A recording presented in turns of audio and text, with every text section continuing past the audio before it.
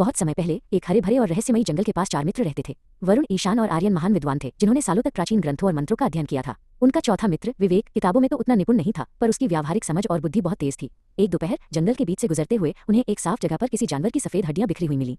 वे हड्डियां एक विशाल शेर की थीं। आर्यन और ईशान उन हड्डियों को देखकर रुक गए और उन्हें बड़े ध्यान से परखने लगे। वरुण ने अपनी आंखों में चमक के साथ कहा, मित्रों, आज हमारी विद्या की परीक्षा का दिन है। मैं अपनी जादुई शक्ति से इन बिखरी हुई हड्डियों को एक साथ जोड़कर शेर का ढांचा तैयार कर सकता हूँ। आर्यन ने उसे सहमति में सिर हिलाया और उसे आगे बढ़ने के लिए प्रोत्साहित किया।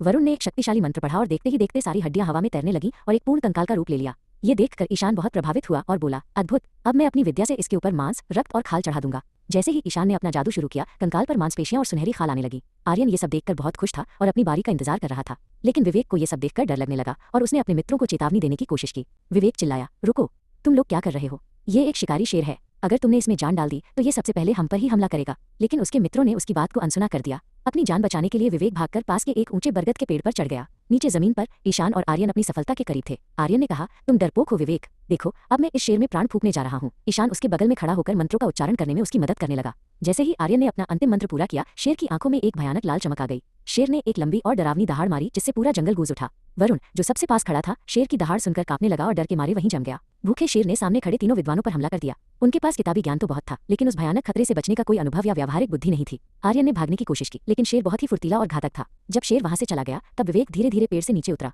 उसने दुखी मन से अपने मित्रों की याद की और महसूस किया कि केवल किताबी ज्ञान ही जीवन में पर्याप्त नहीं है। व्यावहारिक बुद्धि और समझदारी ही इंसान की असली रक्षा करती है।